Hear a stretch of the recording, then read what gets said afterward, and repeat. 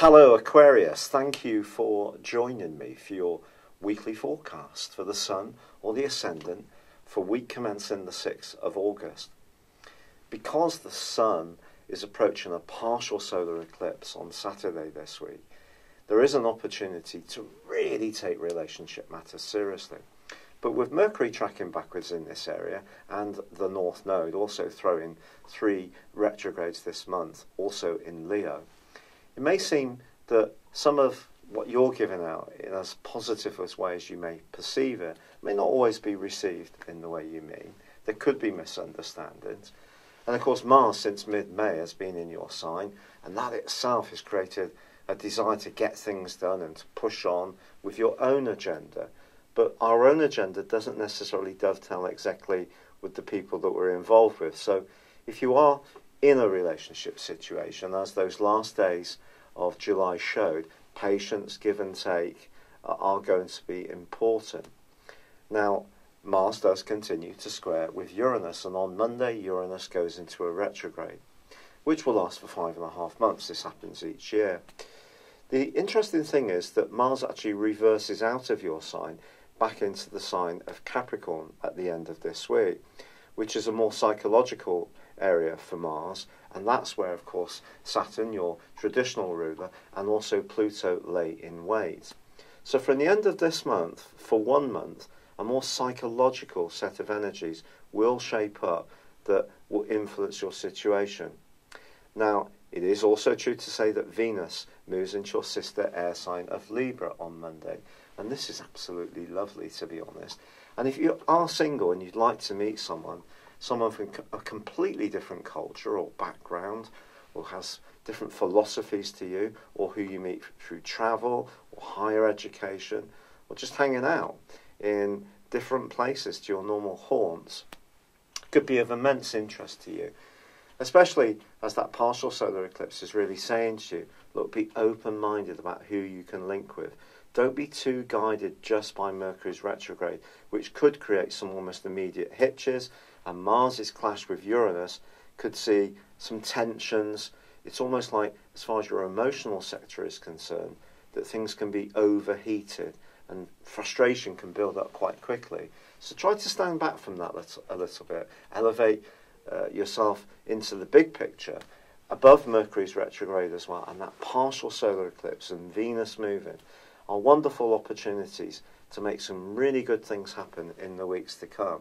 So even if there are some irritations this week, the crash course that Pluto since 2008 and Saturn since December the 17th of last year have put all of us Aquariuses through in terms of psychological awareness, becoming more conscious of our hidden side or shadow side, or perhaps also our tendency to speak out quickly without necessarily thinking about it.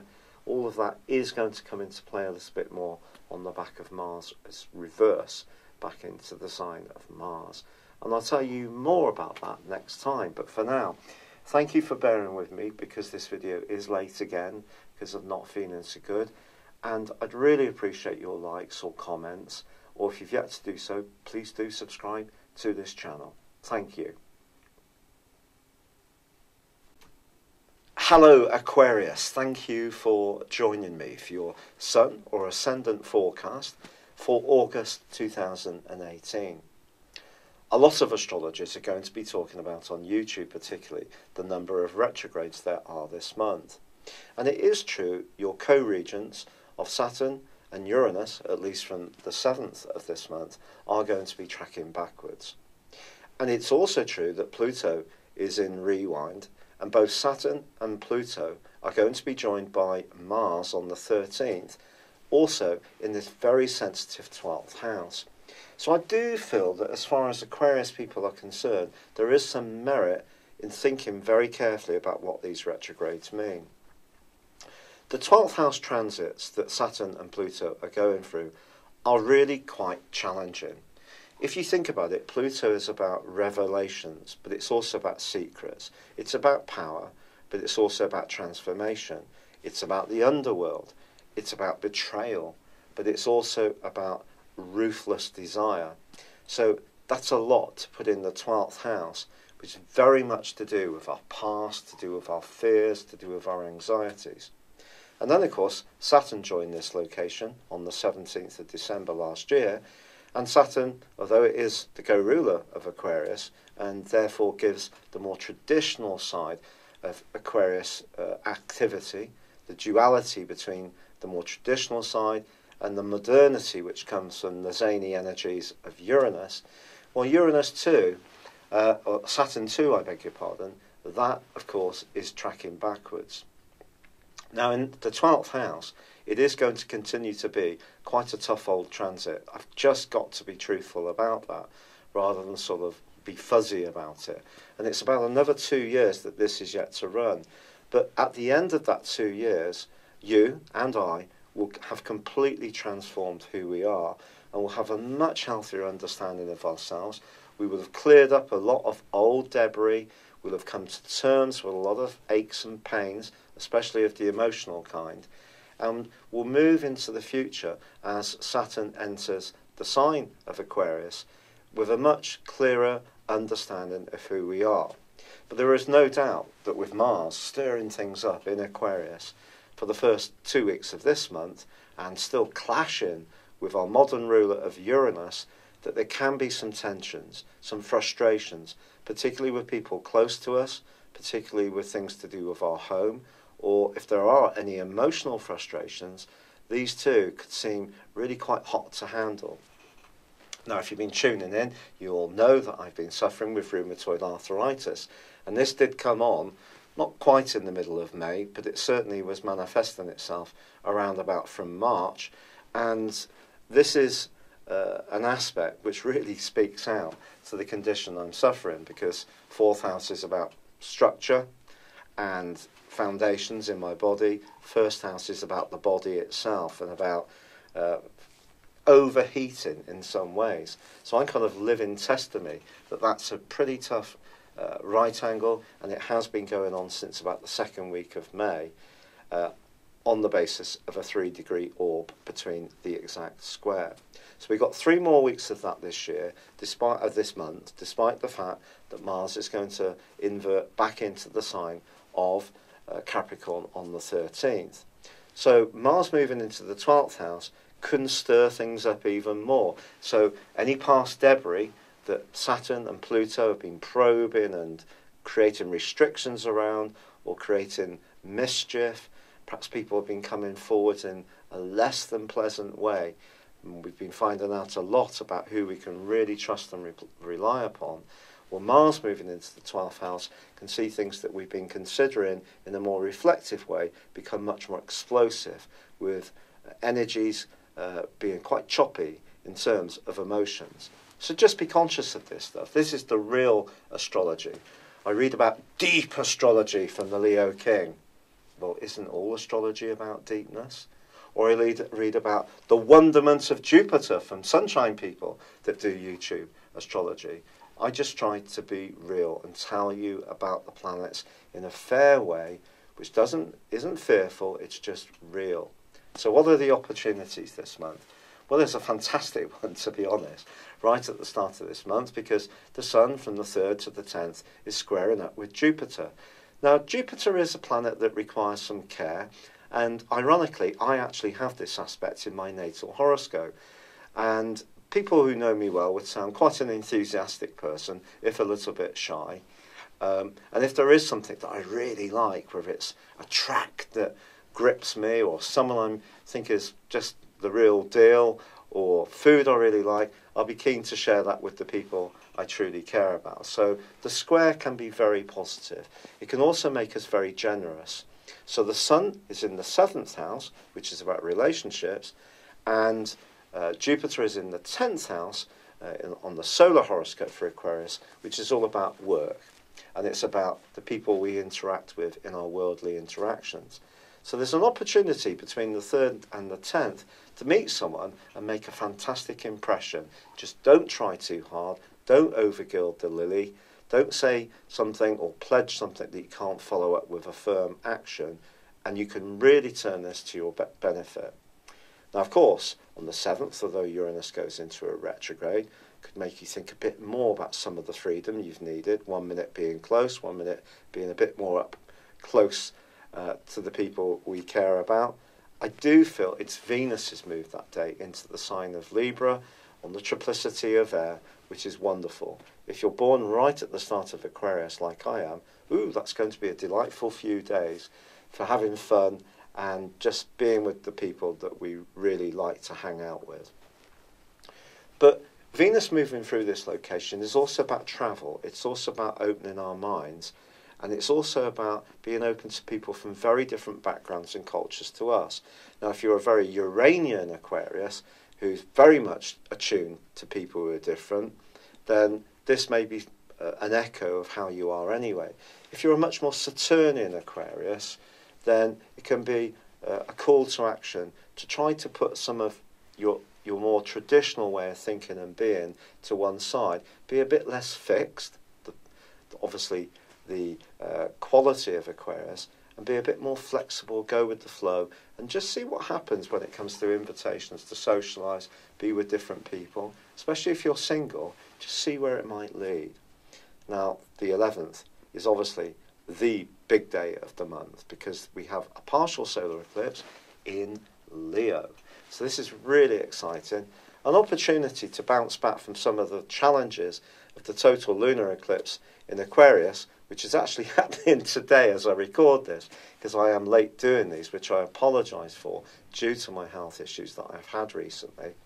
But you know, this is an opportunity to interact in that skillful way, to be a bit more dispassionate than some other signs, because it gives us the gift of seeing other people's viewpoints. But this is partial solar eclipse is also asking you to embrace your viewpoint.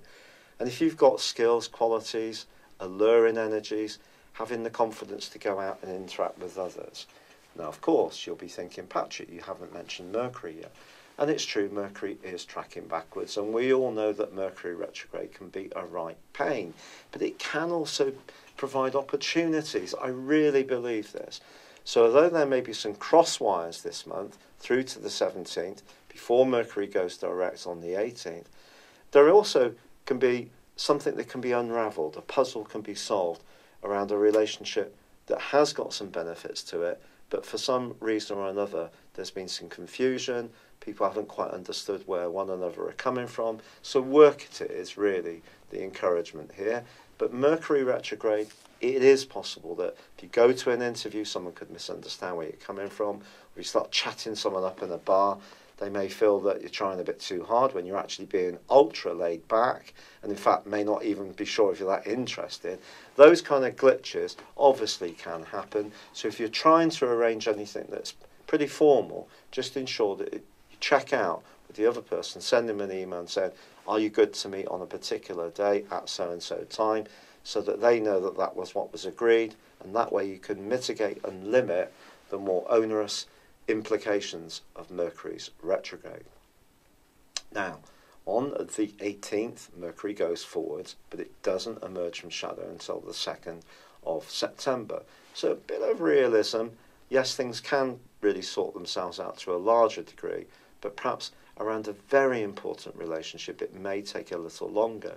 And perhaps you're going to need the benefits and the influence of the Sun, which moves on the 23rd into the deep psychological 8th house of your situation.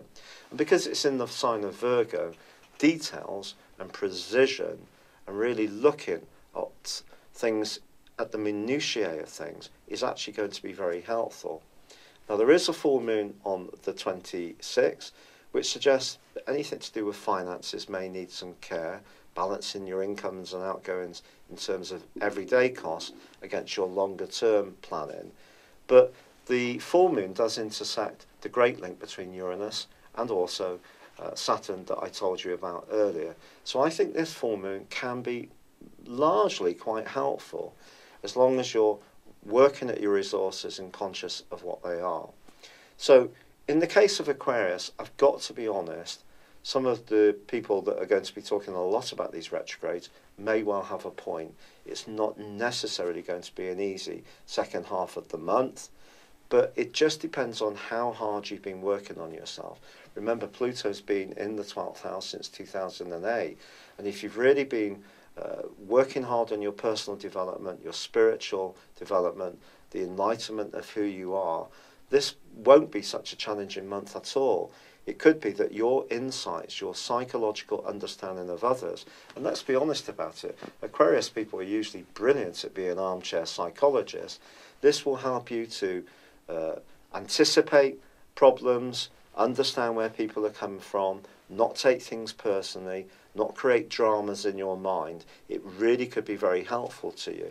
But Mars moving back into the area, into the 12th house, can just bring a bit more sensitivity to the more forceful dynamism of Mars. So that is one that I do feel is going to need a bit of care.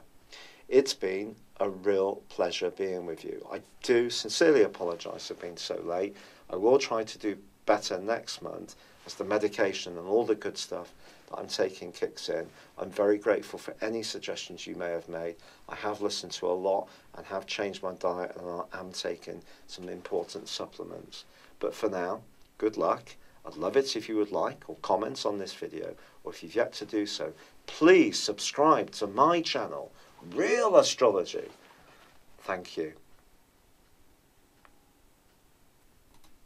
Hello, thank you so much for watching my video. I'd love you to join me at my Horoscope Ace app. You can find this at www.horoscope-ace.com. You can use it through Android, iOS, Apple or Facebook. Check out your ascendant or your moon sign, or download your free birth chart. There's all your favourite videos, plus there are daily, weekly, monthly and yearly horoscopes for general, love, Chinese and Indian astrology. If your passion is tarot, there's my brilliant 3-card money or love tarot readings too. And it's all there at www.horoscope-ace.com. Thank you.